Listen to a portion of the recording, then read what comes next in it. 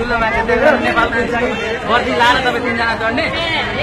तपाईँ 5 जना चढेको देख्छु के 3 जना कुरा हुन्छ तपाईँ 5 जना चढ्नु तपाईँ पनि हो रहेछ नि त बाबा